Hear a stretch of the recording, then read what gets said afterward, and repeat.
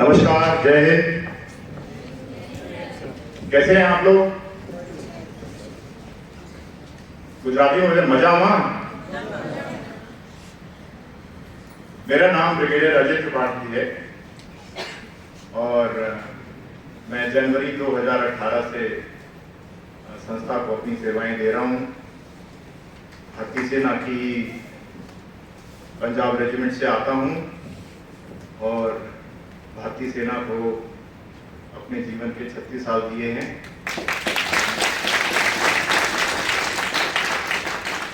दो 2016 में रिटायर हुआ हूं और 2018 से इस पवित्र भूमि पर स्वामी रामशरण दास जी की भूमि पर संस्था को अपनी सेवाएं दे रहा हूं। सर्वप्रथम गांधी विद्या मंदिर के अध्यक्ष श्री हिमांशु दुग्गड़ और पूरे गांधी विद्या मंदिर परिवार की तरफ से आप सबका हार्दिक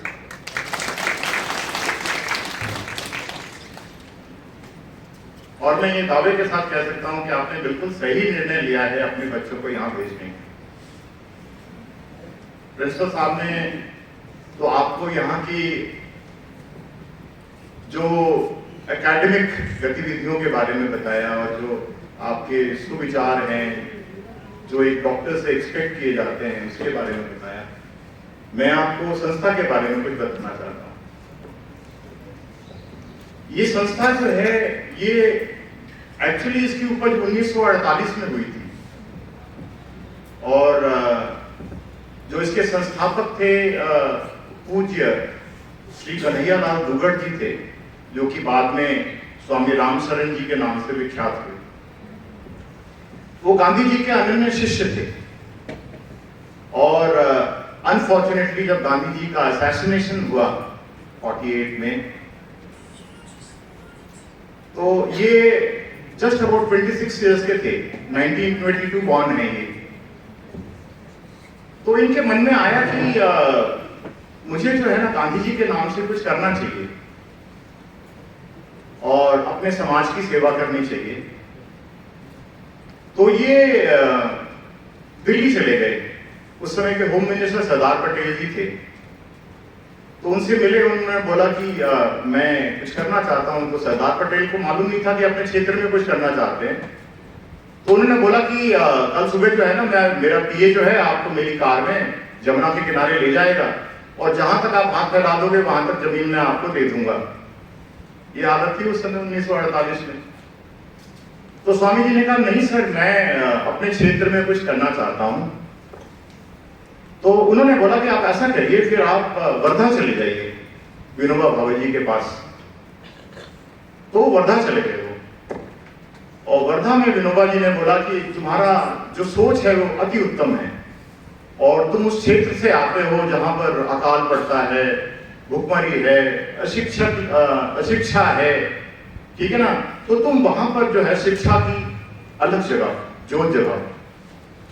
तो उन्होंने उस समय वो निर्णय कर लिया था कि मैं अपने ही जगह, अपने ही सरदार शहर में ही कुछ करूंगा। तो सरदार शहर जो यहाँ से करीब 3-3.5 किलोमीटर दूर है, वहां पर स्वामी जी की हवेली थी, जहां पर आप लोग बैठे हुए पूरे ढोए थे। तो यहीं पर जहां पर प्रणव कुटीर है हमारा, जहां पर अभी स्वामी जी का घर है, वहां पर एक बड़ा सा घोड़ा था। वहां पर खड़े होकर उन्होंने चारों तरफ देखा तो घोड़े ही घोड़े। वहां पर उन्होंने निर्णय लिया कि हम जो है यहीं से अपनी शुरुआत करेंगे। वहां पर एक झोपड़ी बनाई और उसमें सिर्फ 2 शिष्य आए और वहां से वो शुरुआत हुई। और आज इस 1200 एकड़ के कैंपस में हम लोग बैठे हुए हैं, ठीक है ना, जहां पर हमारे पास एक यूनिवर्सिटी है। राजस्थान का दूसरा सबसे पुराना आयुर्वेद कॉलेज है। राजस्थान के सबसे पुराने सीनियर सेकेंडरी स्कूल्स हैं, जो कि 1952, 53, 54 में खड़े हुए। 4 सेकेंडरी स्कूल्स हैं, एक सीबीएसई स्कूल है, एक स्पेशल मॉन्टेसरी स्कूल है, एक गौशाला है कि जो 1954-55 में शुरू हुई, जहां पर आजकल 400 से ज्यादा गौवंश है और राठी नस्ल की गायें हम लोग यहाँ पर अपने उसके ऊपर हम प्रयोग करते हैं और उनको रखते हैं और बच्चों को उन्हीं का दूध, दही, छाछ पिलाते हैं। इसके अलावा हमारे पास एक अनाथ आश्रम है, निराश्रित बालगृह जिसको बोलते हैं, और उसमें करीब 50 के करीब लड़के रहते हैं जिनके आइदर वन और दोनों पेरेंट्स नहीं हैं। उनको हम बचपन से छोटे जब होते हैं 4-5 साल के लेके आते हैं और उनको 12वीं तक पढ़ा के फिर उनको विदा करते हैं। उनमें से कई सारे लोग जो हैं वो अच्छा कर रहे हैं, बैंक्स में हैं, सिक्योरिटी इंचार्जेज हैं, काफ़ी जगह अच्छी जगह पर लोग काम कर रहे हैं। इसके अलावा हमारे पास 1991 में कृषि विज्ञान केंद्र सेंट्रल गवर्नमेंट की उससे हमें मिला, और 1993 से हम यहाँ पर किसानों की सेवा भी कर रहे हैं। उनको सुझाव देते हैं, उनके खेतों में एक्सपेरिमेंट्स करते हैं, बीजों की नई नई प्रजातियों के बारे में उनको बताते हैं जो कि यहाँ की गर्मी वगैरह को झेल सके। आजकल हम लोग महिलाओं पे ज़्यादा जोर दे रहे हैं, किचन गार्डन वगैरह जो उनका, ताकि वो अपनी आजीविका भी कमा सकें। सेल्फ हेल्प ग्रुप्स के ऊपर ज़्यादा काम हो रहा है। इसके अलावा हमारे पास छत्तीसगढ़ में रायपुर के 70 किलोमीटर दूर एक जगह है बेमेतरा, वहाँ पर हमारा 100 एकड़ का कैंपस है, जहाँ पर हम लोग मध्यस्थ दर्शन के बारे में प्रोग्राम चलाते हैं, और उसमें IIT IIMs को छोड़ के लोग जो है वहाँ पर स्वावलंबी बनने के लिए वहाँ पर आते हैं। 3 साल का कोर्स है, वो लोग अपने आप खेती करते हैं, अपने आप ही अपना फसल उगाते हैं, ठीक है ना, गौशाला में दूध दूहते हैं और दर्शन का पाठ करते हैं, और बाद में समाज में जाकर दर्शन को फैलाते हैं। इसके अलावा वहाँ पर एक प्रेरणा विद्यालय है जो कि छत्तीसगढ़ एजुकेशन बोर्ड से एफिलिएटेड है। इसी साल जो है हमने उसका 12th का जो है हमने परमिशन ली है। तो ये है गांधी विद्या मंदिर। मतलब इतना विस्तार है, इतना विशाल है कि ये मैं आपको बताना चाहता था ताकि आपको पता चले कि हम क्या हैं। वो जो थे one of the richest person in India थे जब आजाद हुआ देश, 9वें या 10वें नंबर पे थे। महाराजा गंगा सिंह के समय में वो लोग नगर सेठ में थे। अभी भी जो है इनके बिजनेसेस वगैरह जो है बॉम्बे में, कलकत्ता में है। तो ये समाज सेवा का काम जो है उस समय से हो रहा है। 1950 में 51 में जो है हम लोग रजिस्टर्ड हुए थे अंडर सोसाइटीज एक्ट 1860, 3 सितंबर 1951। उस समय से ये संस्था जो है रजिस्टर्ड है। मतलब बहुत पुरानी संस्था है, और मुझे बहुत गर्व है कि मैं इस संस्था में आके काम कर रहा हूँ। आपको ये बताना बहुत ज्यादा जरूरी था। जहां तक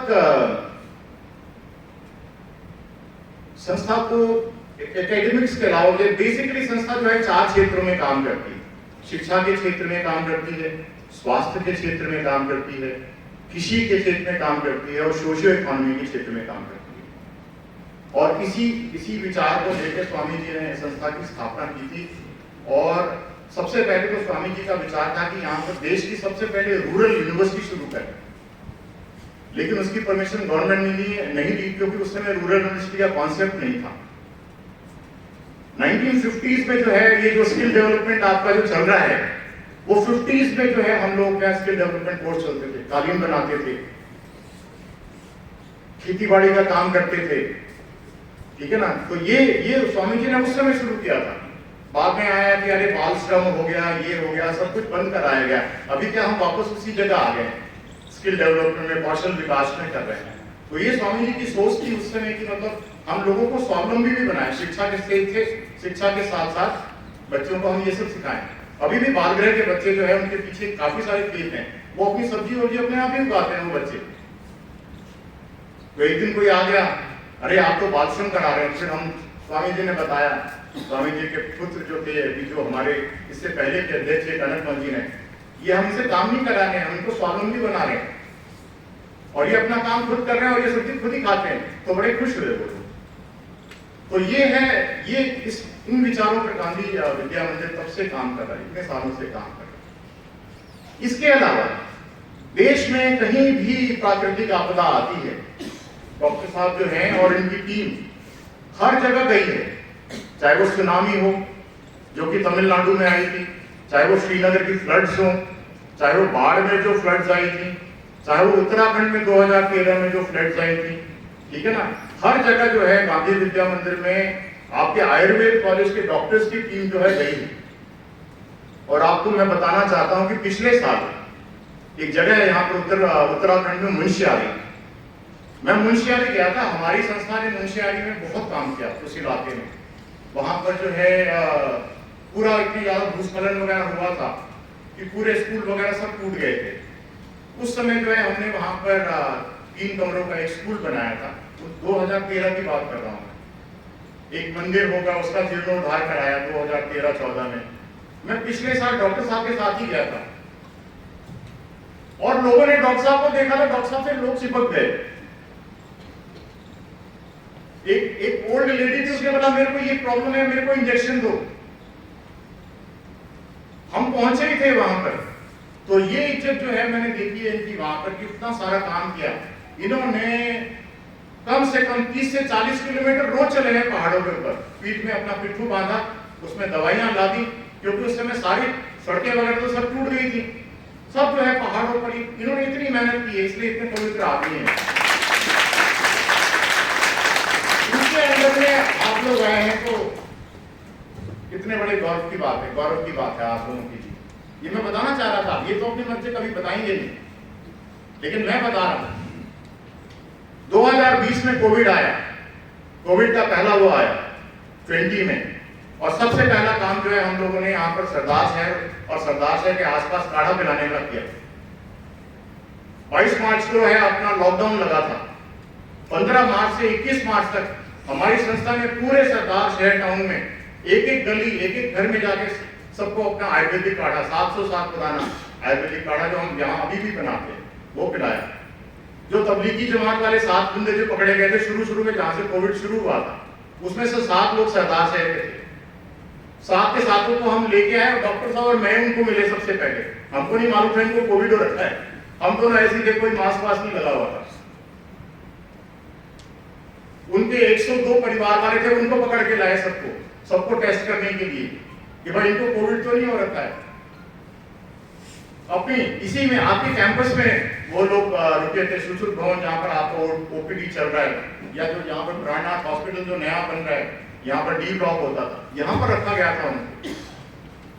पूरे सरदार शहर के 220 गांव में पूरी मतलब जो है हमने यहाँ पर पूरा वो डिसइंफेक्शन किया था अपनी टीम में भेज के। तो ये काम जो है डॉक्टर साहब के अंडर में हुआ है। मतलब मेरे को तो याद है, मैं सचिव हूं तो मुझे सारे के सारे हॉस्टल्स, बच्चे तो चले गए थे, सारे हॉस्टल खाली पड़े हुए थे। एक भी हॉस्टल जो है वो खाली नहीं था, सब के सब भरे हुए थे। क्योंकि जो मजदूर जाते थे उनको हम पुलिस पकड़ के ले आती थी कि सर इनका टेस्ट करो। उन सबको हम लोग रखते थे अपने अपने हॉस्टल्स में, टेस्ट होता था, 2-3 दिन के बाद रिपोर्ट आती थी। उसके बाद फिर हम उन लोगों को घर भेजते थे, बसेस में बिठा के। कोई उत्तराखंड से आ रहा है, कोई यूपी से आ रहा है, कोई पंजाब से आ रहा है, कोई हरियाणा से, अलग अलग बसेस इनके लिए इकट्ठी की जाती थी एडमिनिस्ट्रेशन द्वारा। ये सब डॉक्टर साहब के अंडर में हुआ। उसके बाद 2021 में जो कोविड का सेकेंड वेव आया, उस समय कोविड केयर सेंटर हमारा यही वाला था। प्राणनाथ हॉस्पिटल है सरदार शहर का, मतलब हमें ये जिम्मेवारी मिली थी कि कोविड केयर सेंटर यहाँ पर खुलेगा। पूरा कोविड केयर सेंटर हमने यहाँ पर थोड़ा सबकी सेवा करी। अनफॉर्चुनेटली जो है उस समय कैजुअलिटी ज्यादा नहीं हुई, बट 2021 में ये काम जो है, जहाँ पर मिलाप भवन, जहाँ पर लड़कियों का हॉस्टल है अभी, इसको कोविड केयर सेंटर बना दिया गया था 2021 में। और ये सरकार के अंडर में था, सिविल एडमिनिस्ट्रेशन के अंडर में, और हमारे सारे डॉक्टर साहब के साथ साथ वहां लगे हुए। यहाँ पर हमने उनके अलावा एक कोविड केयर सेंटर बनाया आयुर्वेद का अपना अलग, कि जो हल्के थे, जिनके लक्षण कम थे, उनको हम यहाँ पर रखते थे। उनके अगर किसी के लक्षण ज्यादा हो जाते तो इनको फिर उठा के वहां भेज देते। पता नहीं, मतलब 60-70 लोगों को तो डॉक्टर साहब ने खुद अपने आयुर्वेदिक ट्रीटमेंट से ट्रीट करते हैं। तो इतने पुण्य आत्मा हैं, इतने पुण्य व्यक्ति हैं और इतने पुण्य विचार हैं, तो मुझे तो बहुत गर्व है कि ये मेरे साथी हैं। और आपको गर्व होना चाहिए कि आपके प्रिंसिपल है।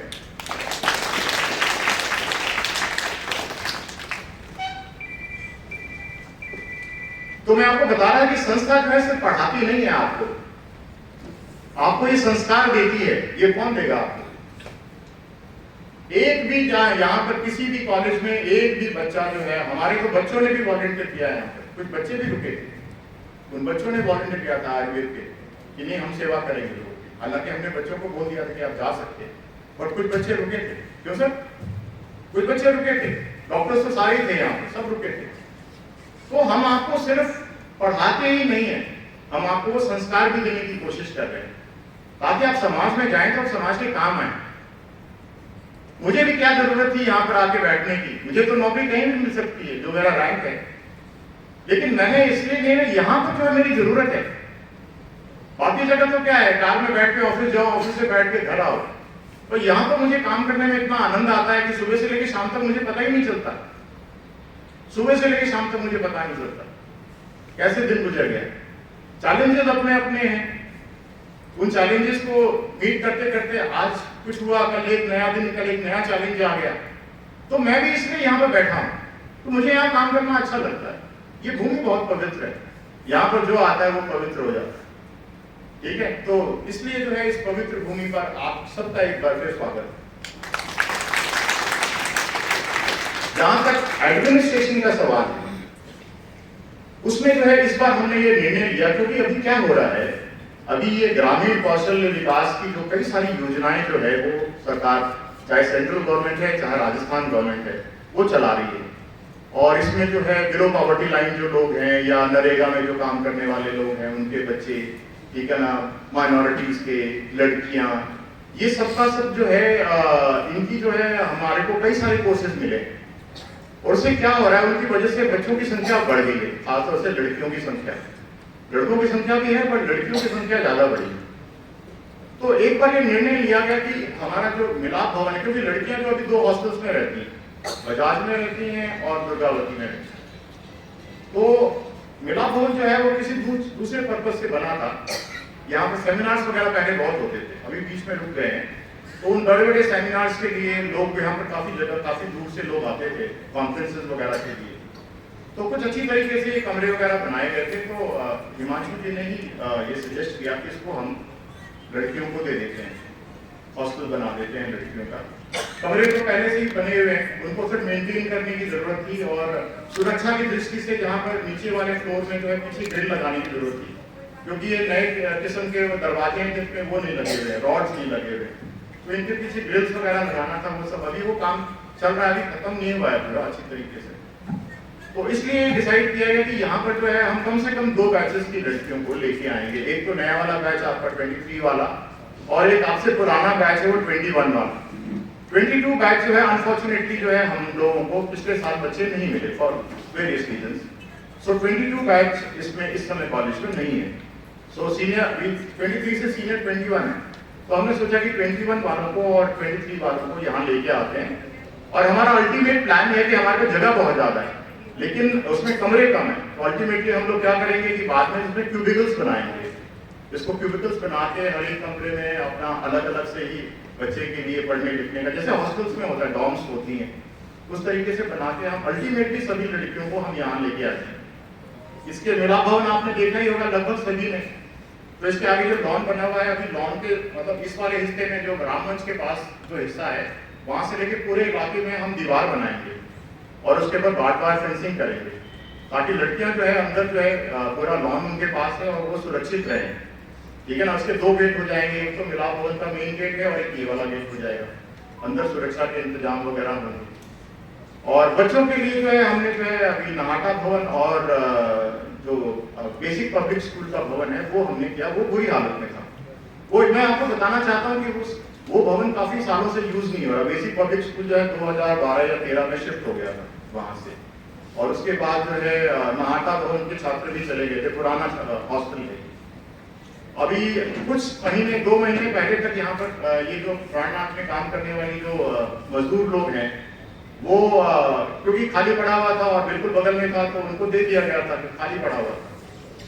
तो आप लोग अंदाजा लगा सकते हैं कि इसमें मुझे कितनी ज्यादा मेहनत करनी पड़ रही है इसको ठीक करवाने में। इसलिए जो है अभी तक ये ठीक नहीं हुआ है, और अभी भी मुझे कम से कम 1.5-2 महीने लगेंगे इसको ठीक कराने में। तो जब ये हॉस्टल दोनों आ जाएंगे तो आयुर्वेद के सारे बच्चे कॉलेज के बिल्कुल पास हो जाएंगे। अभी क्या है, वो लड़कियां रहती हैं बजाज में, वो आती हैं अपने कॉलेज से बाहर सड़क पे, वहां से फिर ऑटो पकड़ती हैं, या फिर बच्चे पैदल आते हैं, फिर पैदल आके यहाँ पे अपना टाइम वेस्ट होता है। तो इसलिए हम लोग इनको बिल्कुल पास में ले, अभी क्या मिला भवन से बाहर निकले, सड़क क्रॉस करी और इधर पहुंच गए अपने कॉलेज में।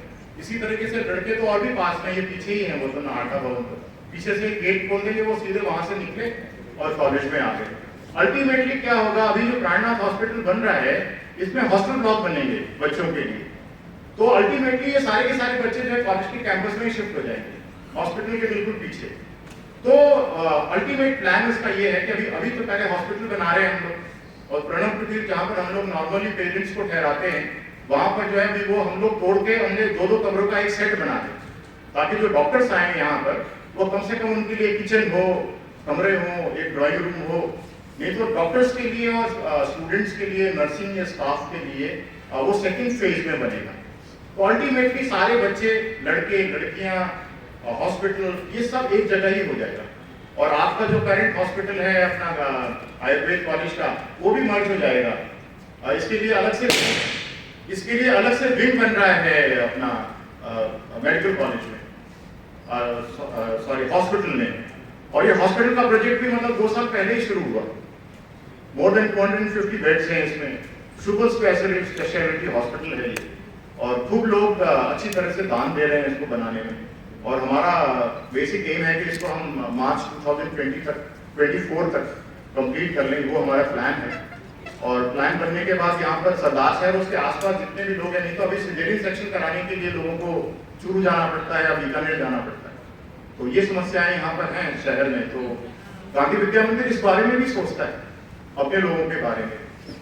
तो आप लोग बड़े लकी हो कि आप ऐसी संस्था में आए हो जो मतलब इन सब लोगों के बारे में अल्टीमेटली क्या है, what is the aim is to serve the society.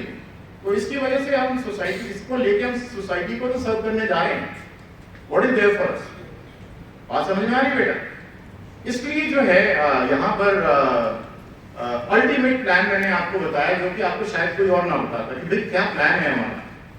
सो अभी थोड़ी बहुत तकलीफ हो सकती है आपको, but may be next batches, couple of batches after 23, 25, 26 batch, they will all stay in modern hostels, जो मतलब नॉर्मल आईआईटीज वगैरह में होते हैं।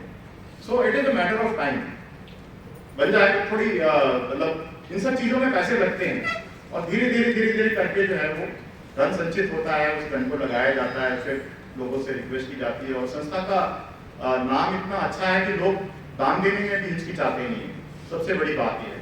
नहीं तो कई बार ऐसा होता है कि मतलब आपका प्लान बहुत अच्छा होता है, बट आपके पास दानदाताओं की कमी रहती है। अनफॉर्चुनेटली हमारे पास ऐसा नहीं है, हमारे पास दानदाता आते हैं, देखते हैं, और मतलब यहाँ से भी, हर जगह से। और सरदार शहर के लोग वैसे भी बड़े दानी हैं, और पूरे भारत में कम से कम 4-5 चैप्टर्स हैं सरदार शहर के। बेंगलोर में है, हैदराबाद में है, मुंबई में है, दिल्ली में है। वहाँ के लोग जो है अपने जान पहचान वालों से भी खूब सारा दान हम लोगों को दिलवाते हैं। सो अल्टीमेटली जो है पूरा का पूरा कॉलेज और सब कुछ जो है वो इससे एफिलिएट हो जाएगा, हॉस्पिटल्स वगैरह जो है। तो फ्यूचर इज वेरी ब्राइट, ये मैं आपको बताना चाहता हूँ। थोड़ी बहुत तकलीफ हो सकती है, वो हर जगह होती है, ठीक है ना, छोटी मोटी। एक्चुअली लड़कियों को तो कोई तकलीफ नहीं होगी, आई कैन अश्योर यू, क्योंकि लड़कियों का वेरी वेल सेटल्ड है, वो कोई दिक्कत वाली बात नहीं है, ठीक है ना। 2 बच्चे एक साथ रहेंगे।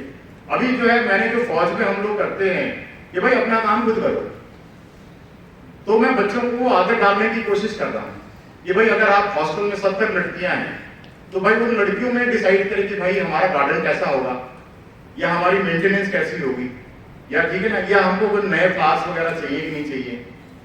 तो मैं क्या कह रहा हूँ, अभी जो है ना इनकी कमिटीज बनाएंगे अभी हम लोग, ठीक है ना। गार्डनिंग कमेटी बनेगी, मेंटेनेंस कमेटी बनेगी, तो उसमें लड़कियां आपस में ही जो है लेकिन निर्णय करेंगी कि अच्छा ये हमारे को यहाँ पर सिक्योरिटी लाइट की कमी है, यहाँ सिक्योरिटी लाइट लगाई जाए, यहाँ पर थोड़ा किस चीज की कमी है वो लगाई जाए। तो वो लड़का जो अपने बच्चे जो है वो अपने आप ही अपनी जिम्मेवारियों को समझेंगे, ठीक है ना। और जो पैसे आप लोग दे रहे हैं वो लड़के ही खर्च करेंगे, बच्चे ही खर्च करेंगे। उससे क्या होगा, बच्चे ने से फॉर एग्जाम्पल 10,000 रुपए दिए मेंटेनेंस के लिए, तो हर बच्चे का जो है कंप्यूटर में रिकॉर्ड होगा कि भाई 10,000 रुपीज जो है आपने साल के शुरू में जमा करा, आपके कमरे में एक बल्ब फ्यूज हो गया, या एक ट्यूबलाइट चली गई, या आपका एक नलका खराब हो गया। आपने क्या किया, सुबह आप बाहर निकले और आपने रजिस्टर में लिख दिया कि भाई रूम नंबर 101 ये प्रॉब्लम है। वो सुपरवाइजर आएगा, वहां पर देखेगा, कुछ एक स्टोर होगा, वहां पर पहले से ही हम चीजें लेके खरीद के रख लेंगे, ठीक है ना। वो जाएगा, अपना बंदे को बुलाएगा, उसे ठीक कराएगा, उसको पैसे दे देगा। At the end of the month आपको पता चलेगा कि भाई 10,000 रुपए आपने कराए थे, तो आपके कमरे में 50 रुपए का खर्चा होगा या 100 रुपए का खर्चा होगा। तो यू नो कि हाँ भाई जो मेंटेनेंस हो रहा है वो मेरे ही लिए चल रहा है। आपके दिमाग में भी नहीं रहेगा कि नहीं where is the money which I had given. तो ये सारा का सारा, इस बार हमने कुछ अच्छी चीजें जो है यहाँ पर शुरू करने की कोशिश कर रहे हैं, चाहे वो लड़के हों चाहे वो लड़कियां हों। तो बच्चे जब अपना काम खुद करेंगे तो थोड़ा सा जो है उनको जिम्मेवारी लेने की भावना आएगी, अपनी जिम्मेदारी खुद उठाने की भावना आएगी, तो एक अच्छे इंसान बने। That is the meaning, basic aim is that.